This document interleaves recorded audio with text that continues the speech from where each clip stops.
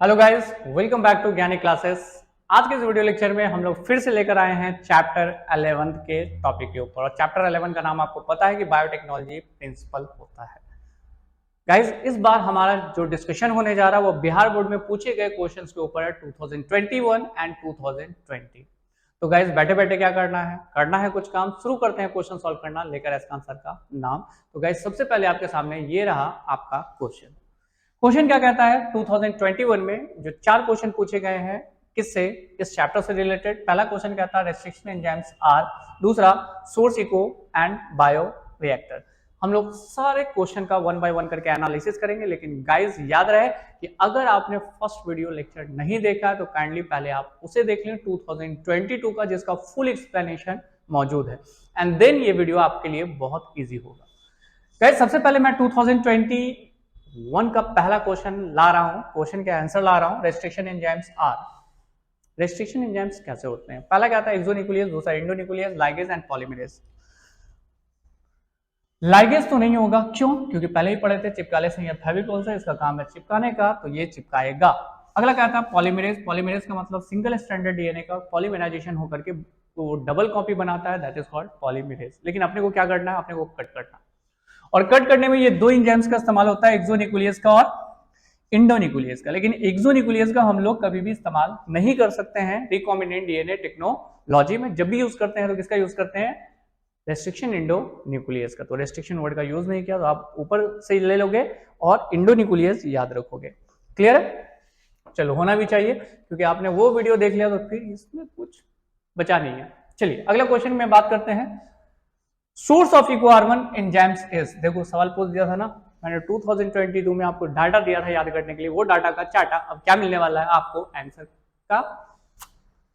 Source of EcoRI enzymes is, eco मैंने क्या कहा था, इस इको वर्ड से लीजिएगा Escherichia coli, E stand for Escherichia and C O that is coli. तो ई से ई ही ले लेते हैं और सीओ एल आई, और तो कोई नहीं मिल रहा सर। आंसर है, रटना कम समझना ज्यादा। एक बार आपने समझा तो ये क्वेश्चन आपके लिए हलवा है। ठीक है, चलो। शायद मक्खी को भी पढ़ने का मन हो गया इसलिए बेचारी आगे पीछे घूम रही है। आगे क्या आता है, bioreactor is optimally conditions produce product organism medium all of this.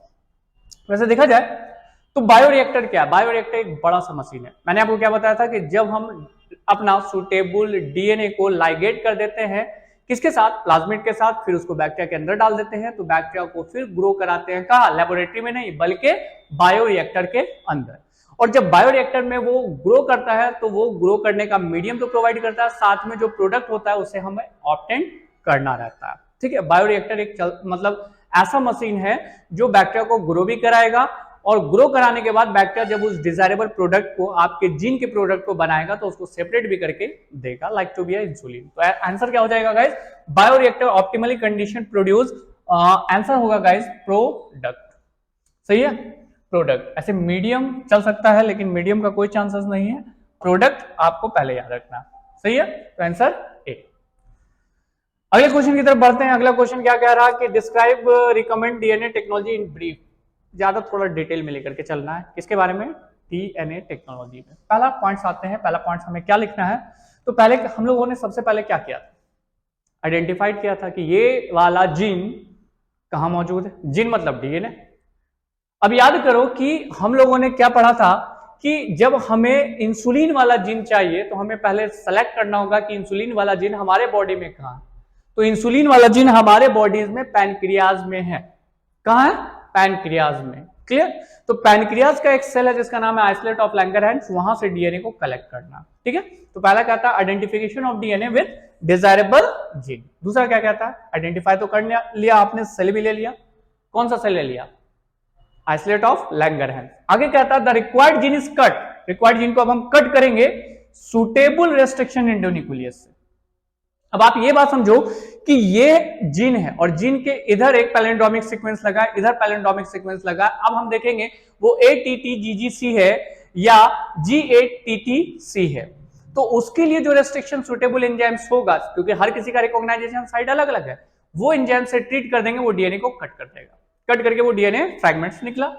आगे इसके बाद क्या कहता है, जस्ट कि थर्ड पॉइंट्स में आपका क्या कहता है कि a bacterial plasmid is isolated and cut with a same restriction enzymes. अब आप क्या करेंगे, अब लेंगे आप प्लाज्मिड को, और प्लाज्मिड को भी उसी एंजाइम से कट करना है जिससे आपने डीएनए को कट करके निकाला है, डिजायरेबल जीन को कट करके, ताकि दोनों का जो एंड बने वो एंड ब्लंट एंड हो, और ब्लंट एंड एक दूसरे के साथ कुछ इस तरह से जुट जाए, प्लाज्मिड और आपका एलियन डीएनए जो डिजायरेबल जीन कहला रहा। क्लियर?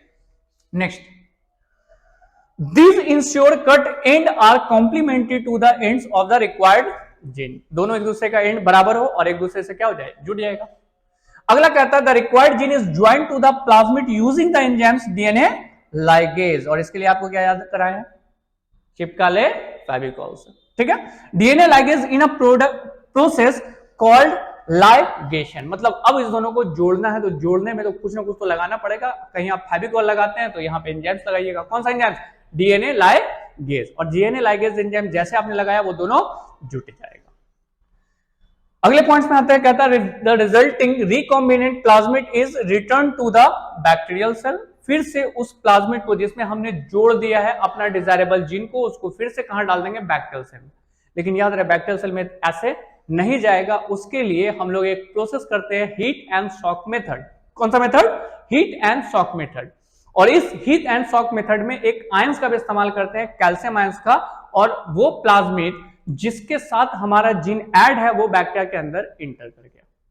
सही है, चलो अगला केस कहता है multiply of recombinant DNA in host cell, जो हमने डाला है प्लाज्मिड को तो प्लाज्मिड कॉपी बनाएगा 1 से 2, 2 से 4, 4 से 8, ठीक है, कहां, बैक्टीरियल सेल के अंदर।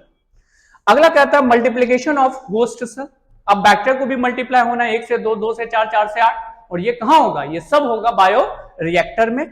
अगला कहता है product of recombinant protein and this process will be take place inside the bioreactor, और बायो रिएक्टर प्रोडक्ट आपको बनाकर देता चला जाएगा। इसको थोड़ा सा और एक्सपैंड करके लिखना है, फिलहाल हमें समझाने के लिए इतना सफिशिएंट है। अब इसका स्क्रीनशॉट लेंगे गाइस। चलिए इतना बात आपके माइंड में रहेगा ना तो खुद ब खुद लैंग्वेज बनना स्टार्ट हो जाएगा कि हमें लिखना क्या है। नेक्स्ट क्वेश्चन की तरफ आगे बढ़ते हैं, तो ये 2021 का क्वेश्चन सॉल्व। अब आपके सामने आ रहा है 2020 का क्वेश्चन, 4 क्वेश्चन, स्क्रीनशॉट लेंगे गाइस। चलिए अगला क्वेश्चन पहला कहता है GAATTC is the recognition site for which of the following. मुझे बताना है, क्या बताना है कि ये जो आपको दिख रहा है यहां पे, इसका रिकॉग्नाइजेशन साइड क्या होगा, किसका, GA², ए 2 बार है तो A², T² एंड C, ये किसका रिकॉग्नाइजेशन साइट है, तो ये रिकॉग्नाइजेशन साइट है आपका किसका, तो सिंपल इको R1 का। पढ़ा आपने, बिल्कुल पढ़ा है सर। चलिए अगले क्वेश्चंस में आगे बढ़ते हैं। अगला क्वेश्चन क्या कह रहा, बायोटेक्नोलॉजी के प्रिंसिपल से कहता है कि विच of the following is a plasmid. Number याद किए थे, कौन सा नंबर, PBr 322, तो BAM H1 ये रेस्ट्रिक्शन एंडोन्यूक्लियस है, इको R1 ये भी रेस्ट्रिक्शन एंडोन्यूक्लियस है, और हिंद थर्ड ये भी रेस्ट्रिक्शन एंडोन्यूक्लियस है। लेकिन आपका PBr 322 क्या है, प्लाज्मिड है, और प्लाज्मिड्स के थ्रू हम अपने डिजायरेबल जीन को प्रोकैरियोटिक सेल के अंदर भेज सकते हैं। चलिए नेक्स्ट क्वेश्चन की तरफ आगे बढ़ते हैं। नेक्स्ट क्वेश्चन कहता है, सब्जेक्टिव है, right a short notes on the following same palindrome, आप तो जानते ही हो। इसको इधर से पढ़ो, इसको इधर से पढ़ो, मैं पढ़ के सुना दे रहा हूं। MALAYALAM मलयालम, चलो इधर से पढ़ो, MALAYALAM मलयालम। मतलब पैलिंड्रोमिक सीक्वेंस वो सीक्वेंस है जिसको इधर से भी पढ़ा जाए तो वही होगा और इधर से भी पढ़ा जाए तो वही होगा। The palindromic sequence are present on DNA, कहां होगा, तो डीएनए में होगा। पहली बात हमने ये लिखी है। दूसरा बात लिखा है कि दिस स्पेसिफिक 4 to 8 न्यूक्लियोटाइड, कम से कम 4 और ज्यादा से ज्यादा 8, 80 100 नहीं होता है। Nucleotide sequence is called restriction site and is usually palindromic, ठीक है। The palindromic sequence is same when read in 5 to 3 direction on both sides of DNA strands.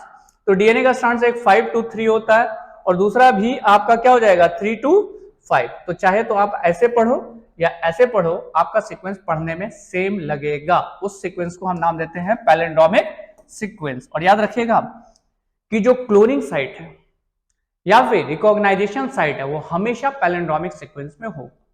ठीक है, चलो अगला 2 मार्क्स का क्वेश्चन, क्लोनिंग वेक्टर क्या है? तो क्लोनिंग साइट मतलब क्लोनिंग वेक्टर सेम चीज है। The DNA use as a carrier for transferring of fragments of origin DNA into the suitable host is called cloning vector। जो लेकर के जाने वाला वो कौन है? Cloning vector. जैसे बताए थे प्लाज्मिड, बैक, या छोटा फ्रैगमेंट भेजने के लिए प्लाज्मिड और बड़ा फ्रैगमेंट भेजने के लिए बैक और यक। ठीक है, it may be viral gene और extract chromosomal DNA present in the prokaryotic cell called plasmid. इस प्लाज्मिड का खोज जो हुआ था वो एंटीबायोटिक रेसिस्टेंस के बेसिस पे हुआ था, मतलब वो बैक्टीरिया जो एंटीबायोटिक रेसिस्टिविटी प्रोवाइड कर लेता है। और याद रखिएगा PBr322 जो प्लाज्मिड है ये 2 एंटीबायोटिक को रेसिस्ट कर लेता है, एम्पिसिलिन और टेट्रासाइक्लिन। इसमें रेसिस्टिविटी 2 लगी है, एम्पिसिलिन और टेट्रासाइक्लिन। क्लियर है? चलो काफी मजेदार, लेकिन 3 साल का क्वेश्चन आपका सॉल्व हो गया पिछला वाला वीडियो से और इस वीडियो से मिलाकर। वैसे मैं आपको बता दूं कि बायोटेक्नोलॉजी में थोड़ा और 3 साल का हम लोग क्वेश्चन एनालिसिस करेंगे, तो ये टोटल 6 साल का एनालिसिस हो जाएगा। और 6 साल का बायोटेक्नोलॉजी प्रिंसिपल और प्रोसेस को अगर आपने कंप्लीट कर लिया, साथ में आपने एप्लीकेशन कंप्लीट कर लिया, तो इस चैप्टर में 20 मार्क्स तक के क्वेश्चन पूछे जाते हैं। ठीक है गाइस, चलो तो क्वेश्चन तो खत्म हो गया, लास्ट ही ना था, देख लेते हैं और क्वेश्चन है? नहीं, और क्वेश्चन नहीं है। तो गाइस आज के लिए थैंक यू एंड बाय।